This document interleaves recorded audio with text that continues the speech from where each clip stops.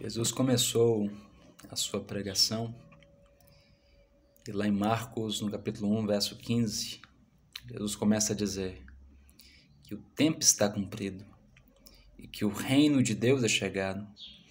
Arrependei-vos e crede no Evangelho. Você não consegue compreender o que Jesus está ordenando se você não compreender, né? Ele está dizendo assim, olha, arrependei-vos.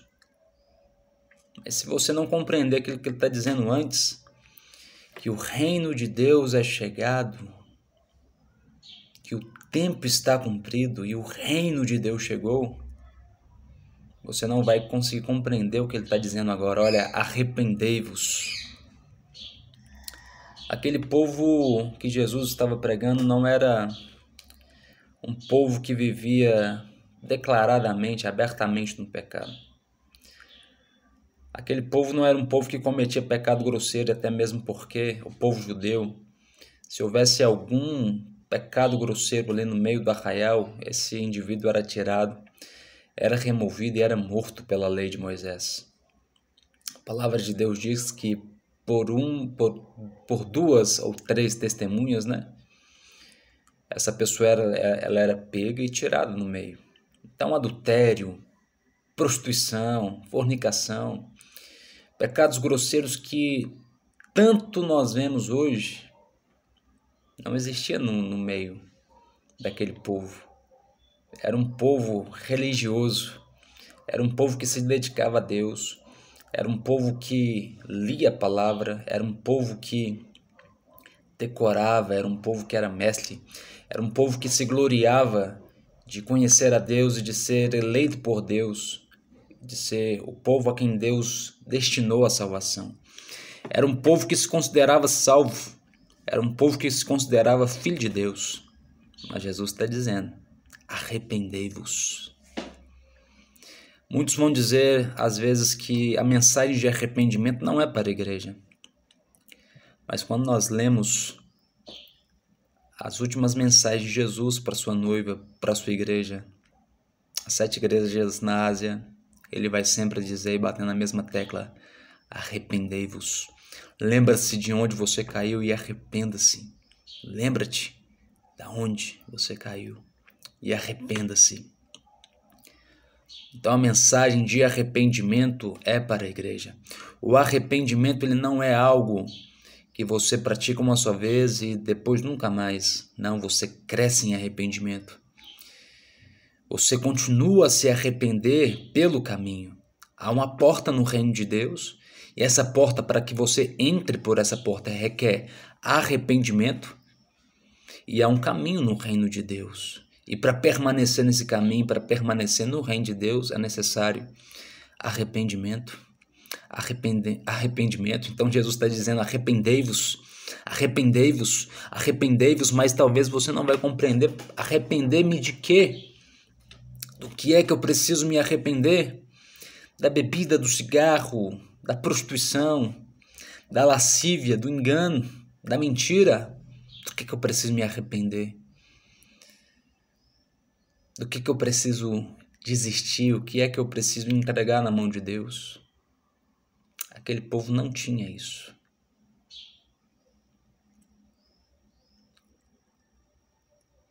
Por isso eu te digo, você não vai compreender o arrependimento que Jesus está querendo se você não compreender o que ele está dizendo. O reino de Deus é chegando. Se o reino de Deus chegou na tua vida, meu querido, você não pode mais governar a sua própria vida. Você não pode mais viver para si mesmo. Você tem que negar a si mesmo. Você tem que negar a sua vontade. Jesus não está dizendo para você negar a bebida, o cigarro e a prostituição. E a mentira, o engano, o adultério, a lascívia. Jesus está te ordenando a se arrepender, a desistir do governo da sua própria vida, a largar, a abrir mão da sua própria vida, de viver para o seu reino, de viver para a sua vontade, de viver fazendo a sua própria vontade. Jesus, quando ele chama os discípulos, ele faz o seguinte convite, né? Aquele que quiser vir após mim tem que negar a si mesmo, tem que tomar a sua cruz, deixar a tudo, renunciar a tudo, abandonar a tudo, aborrecer a sua própria vida para me seguir. Então o que Jesus requer? Jesus quer implantar o reino dele, o reino, o governo, a vontade dele em sua vida. Porém, ele não vai aplicar se você não desistir da sua própria vida. Olha o que ele está dizendo. Quem quiser, você tem que querer. Tem que estar ardendo no seu peito. Você tem que desejar o reino de Deus, o governo de Deus na sua vida. Querido, desista do teu reino. Desista de fazer a tua própria vontade. Reconheça que a vontade de Deus é melhor para você. Reconheça que Deus sabe o melhor para você. Os caminhos dele são melhores. Os pensamentos dele são maiores. Ele tem o controle de tudo.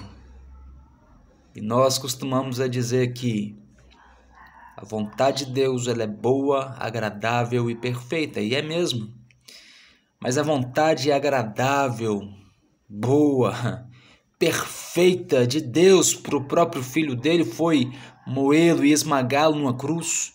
E não vai ser diferente conosco, não vai ser diferente com aquele que quer ser seguidor de Jesus. Aquele que quer de fato ser um discípulo de Cristo deve renunciar a tudo quanto tem, tomar a sua cruz, perder a tudo, perder a própria vida para o segui-lo. Essa é a mensagem do reino, essa é a mensagem do rei, essa é a mensagem que muitos escondem. Jesus disse, olha, quem não beber do meu sangue, quem não comer da minha carne, não pode ser meu discípulo, não pode me seguir, não pode ter comigo. O que ele estava dizendo, quem não voluntariamente tomar a sua cruz de fato, estiver disposto a sacrificar a sua vida por mim, não tem parte comigo. Essa é a mensagem de Jesus, esse é o confronto. Por isso disseram, duro esse sermão, Senhor, quem pode suportar? Quem pode suportar? Quem pode de fato praticar uma mensagem como essa? De negar a si mesmo, de tomar a cruz, de perder a própria vida para seguir o Senhor. Aquele que quiser vir após mim tem que negar a si mesmo. Aquele que quiser vir após mim. Jesus nos deu um exemplo.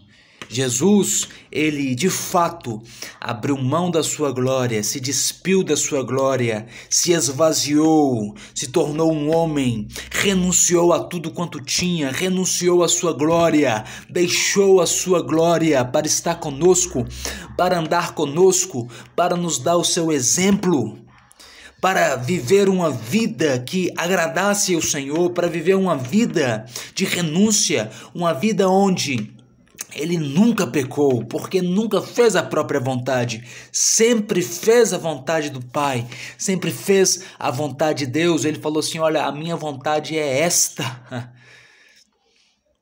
que onde eu estiver, eles estejam comigo. Jesus tinha uma vontade, mas Jesus renunciava à sua vontade por amor a Deus. Aquele que me enviou está comigo e não me deixou só, porque eu sempre faço o que é do seu agrado. Jesus sempre fazia a vontade do Pai. Essa é a razão dele nunca ter pecado. Não fazia a sua própria vontade. Ele negava a si mesmo.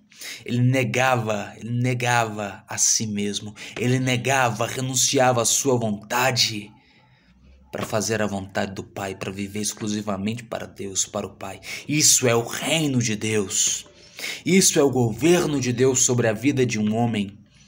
Isso é de fato Deus governar a vida de um homem. Olhe para a vida de Jesus e você vai compreender o reino de Deus. O reino de Deus. Jesus disse assim, olha, Pai, se possível for, afasta de mim esse cálice, contudo, que não seja feita a minha vontade, mas a tua vontade. Jesus foi obediente até a morte e morte de cruz. Ele não abriu mão da vontade do Pai até o fim. Ele não negou fazer a vontade do Pai até o fim. Ele negou a si mesmo até o fim. Então ele está dizendo, quem quiser vir após mim, negue a si mesmo, tome a sua cruz, renuncie a tudo quanto tem, perca a sua vida por mim. Compreende?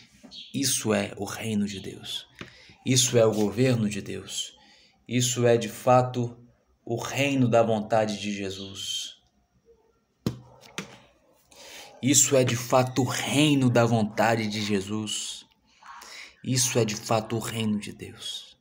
É viver uma vida para o Rei, é viver uma vida para o Senhor, é viver uma vida de cruz, de renúncia, de morte, de renunciar a todos os dias. Lá em Lucas vai dizer, quem não tomar a sua cruz dia após dia não pode ser meu discípulo. Jesus está deixando bem claro que aqueles que não negam a si mesmo, não tomam a cruz, não estão vivendo o reino de Deus. Não estão vivendo de fato o reino da vontade de Jesus, porque não estão dispostos em seus corações a abandonarem tudo, a aborrecerem a sua própria vida, por amor de Jesus, por amor do Evangelho, por amor à cruz, por amor ao sacrifício de Jesus, por amor ao Rei, por amor a Jesus. E essa é a mensagem, meu querido, que vai separar muitos, que vai fazer separar o falso cristão do verdadeiro cristão, vai separar aqueles que de fato são daqueles que não são, vai de fato trazer à tona aqueles que de fato são discípulos de Jesus e aqueles que não são. Não pense você que pelo fato de você ir a uma congregação, você está no meio de um povo, você está no reino de Deus. Tem uma forma de você andar no meio dos irmãos, fazendo ainda a sua própria vontade e não vivendo o reino de Deus.